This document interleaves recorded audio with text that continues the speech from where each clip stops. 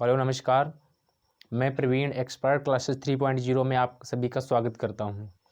आज मैं साइंस का टॉपिक जो कल जहां तक इस ख़त्म हुआ था उसके आगे कंटिन्यू करने की कोशिश करूंगा। तो आप सभी से अनुरोध है कि अगर चैनल पर नए हैं तो कृपया चैनल को सब्सक्राइब जरूर करें और बेल आइकन का बटन ज़रूर दबा दें ताकि जितनी भी वीडियो मैं अपलोड करूँगा आप सबसे पहले आपके पास पहुँच सके।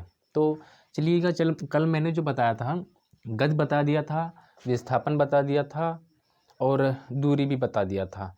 उसके आगे आज मैं पढ़ूंगा त्वरण। जो मैं पढ़ाने वाला हूँ आज त्वरण। ठीक है, त्वरण क्या होता है? त्वरण,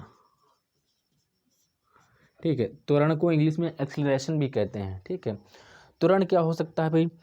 त्वरण वहाँ पर उत्पन्न होता है जहाँ पे हम अपनी चाल को धीमा या तेज करेंगे। सीधे सीधे इसका आशय यह निकलता है कि अगर आप किसी की चाल अगर कम या ज़्यादा अगर हो रही है तो वहाँ पर क्या होगा, त्वरण उत्पन्न हो जाएगा। तो इसको अगर त्वरण उत्पन्न हो रहा है तो ऐसा भी नहीं कि आप ऐसे ही अचानक से कहीं, वहाँ पर कोई ना कोई समय भी लग रहा होगा। तो साधारण तरीके से हम लोग कह सकते हैं कि वेग परिवर्तन की दर को, ठीक है, वेग परिवर्तन की दर को त्वरण कहते हैं। ठीक है, यहाँ पर त्वरण कहते हैं। त्वरण इसका मतलब एक्सीलरेशन। ठीक है, देखो ध्यान से समझना। यहाँ पर त्वरण का मतलब ये होता है कि जब किसी व्यक्ति की चाल कम या ज़्यादा होगी तो वहाँ पर एक्सीलरेशन या त्वरण उत्पन्न हो जाता है। एक्सीलरेशन जैसे आप बाइक की बात कर लेते हैं उदाहरण में, जो मोटरसाइकिल होती है, मोटरसाइकिल में क्या होता है, एक्सीलरेशन होता है, जिसको एक्सीलेटर कहते हैं।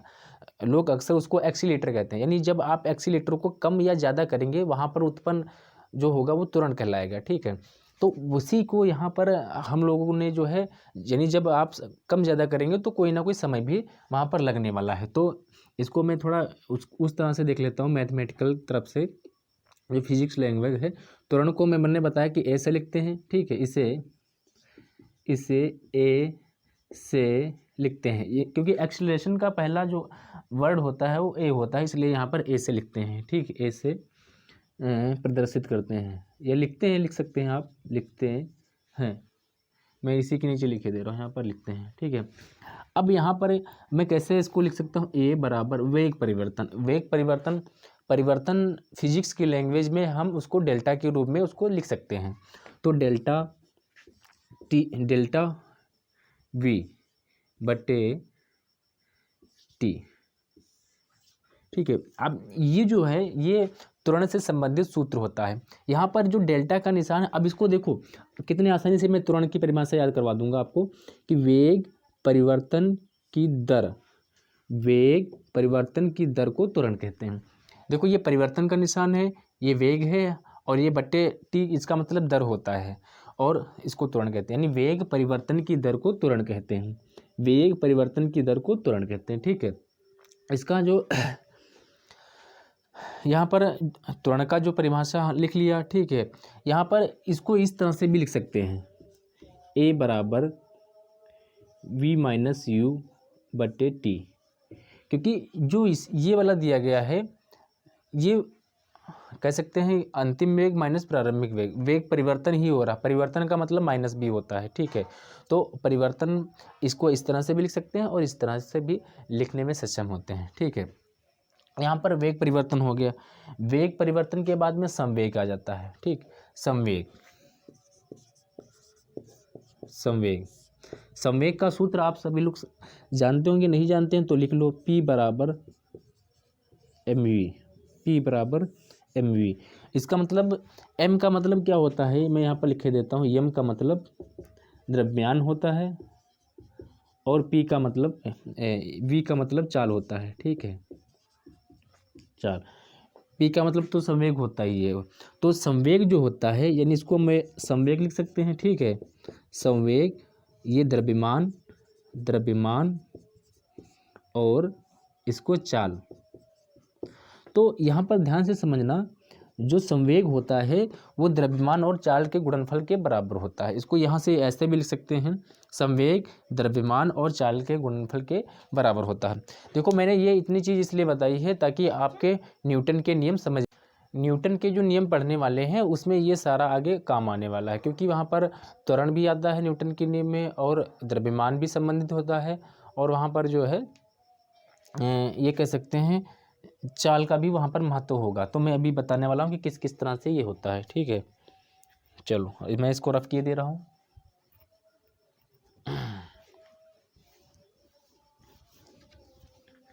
इसके बाद आता है न्यूटन।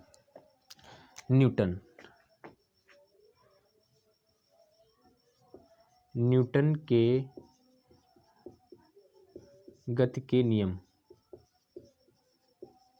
यानी न्यूटन के जो नियम है वो नियम क्या थे। न्यूटन ने पहला नियम बताया था ये कि यदि कोई वस्तु विराम की अवस्था में है तो वह विरामावस्था में रहेगी, यदि कोई गति की अवस्था में हो तो वह गति की अवस्था में रहेगी। कब तक यह रह सकती, जब तक उस पर कोई बाह्य बल न लगाया जाए। ठीक है, बाह्य बल लगाकर उसकी अवस्था में परिवर्तन ना किया जाए। जैसे मैंने यहाँ पर ये वाला देखो, ये मार्कर दिख रहा है, अगर मैं मार्कर किसी टेबल पर इस तरह से रख देता हूँ तो वो सदियों से ऐसे रखा रहेगा जब तक इस पर कहीं बाहर से फोर्स ना लगाया जाए। इन्होंने ये बताया था न्यूटन ने कि इस पर जब बाहर से बल लगाया जाता है तभी इसका परिवर्तन हम लोग इसके वेग में कर सकते हैं, या इसके स्थान से कहीं दूसरी जगह ले जाने में इसमें थोड़ा सा या ज़्यादा सा कितना सा भी बल लगाना पड़े, बल जरूर लगाना पड़ता है। ठीक है, तो पहला जो नियम था वो गति से संबंधित यानी विराम से व्यवस्थित था। तो इसको हम लोग ऐसे भी ले सकते हैं कि यदि पहला नियम ये था कि यदि कोई वस्तु गति की अवस्था में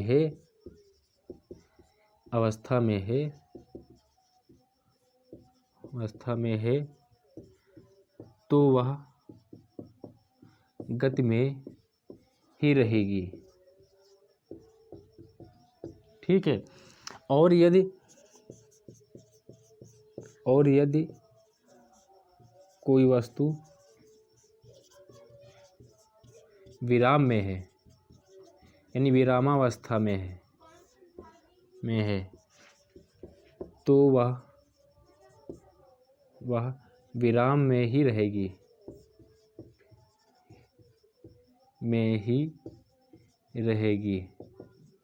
जब तक कि उस पर कोई बाह्य बल ना लगाया जाए, बाह्य बल ना लगे। ठीक है, यानी जो न्यूटन ने पहला नियम बताया था वो यही था कि अगर कोई वस्तु रुकी है तो वह रुकी रहेगी, कोई वस्तु चलती है तो चलती रहेगी, जब तक उस पर बाह्य बल लगाकर उसकी अवस्था में परिवर्तन ना किया जाए। ये न्यूटन ने पहला नियम बताया था। दूसरा नियम जो था न्यूटन का, इस नियम से संबंधित ढेरों सारे जो है एग्जाम्पल भी पूछे जाते हैं, तो मैं एग्जाम्पल भी बताऊंगा कि किस तरह से एग्जाम्पल होते हैं।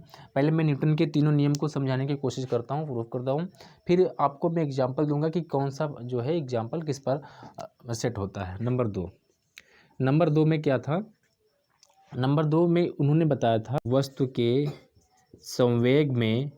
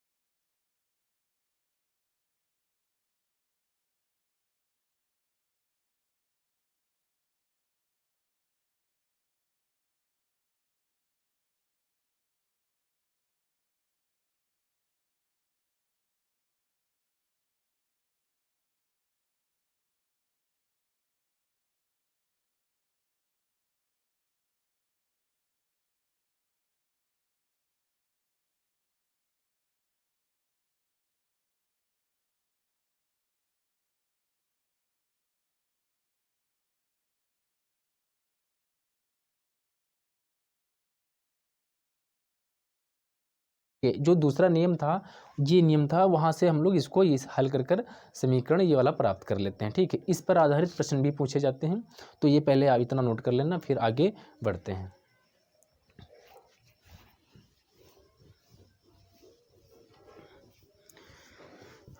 जो तीसरा नियम था, तीसरा नियम क्या था? तीसरा नियम था यहाँ पर, तीसरा नियम था क्रिया प्रतिक्रिया का नियम। तो डायरेक्टली मैं यहाँ पर लिखे देता हूँ। तीसरा नियम था क्रिया प्रतिक्रिया का नियम, क्रिया प्रतिक्रिया का नियम। ठीक है, तो क्रिया प्रतिक्रिया में क्या था, उन्होंने ये बताया था कि यदि कोई वस्तु जितना फोर्स इस पर लगाएगी तो दूसरी वस्तु भी प्रतिक्रिया के रूप में उतना ही फोर्स लगाती है। जैसे आप किसी के चाटा मारते हैं तो जितना आप ताकत लगाते हैं उतना ही वह भी, यानी दूसरी वस्तु भी आपके हाथ पर भी मतलब जो है कह सकते हैं कि फोर्स लगाती है। इसीलिए देखो, किसी के पीठ पर मारने पर या गाल पे मारने पर हाथ में भी उतना ही चोट लगता है। कारण क्या होता है कि इसमें कम इसलिए लगता है कि हमारी जो ये तलट्टी है ये कुछ टाइट है, सपोर्ट है, और जहाँ पे मारते हैं वहाँ की जो त्वचा होती है मुलायम होती है, इस कारण वहाँ पर वो पीछे की ओर हट जाता है, यानी वह क्रिया नहीं कर पाता है, कि प्रतिक्रिया नहीं कर पाता है। इस कारण चोट कम लगती है और उसको चोट ज़्यादा लगती है। ठीक है, तो जो तीसरा नियम था वो क्रिया प्रतिक्रिया का नियम था। तो यहाँ पर मैंने तीनों नियम बता दिया हूँ, और इससे जो संबंधित उदाहरण होंगे, एग्जाम्पल होंगे, मैं कल की वीडियो में करवाऊँगा कि किस तरह से इसका उदाहरण हो, मतलब ये एक फॉर एग्जाम्पल हो सकते हैं। तो आज के लिए मैं इतना रखता हूँ, मिलते हैं नेक्स्ट वीडियो में। और आप अगर चैनल पर नए हैं तो कृपया चैनल को सब्सक्राइब जरूर कर लेते हैं, ताकि जितने भी वीडियो हों वो आप तक पहुँच सकें। और चैनल को लाइक भी कर दीजिएगा, शेयर भी कर दीजिएगा। Thank you. जय हिंद।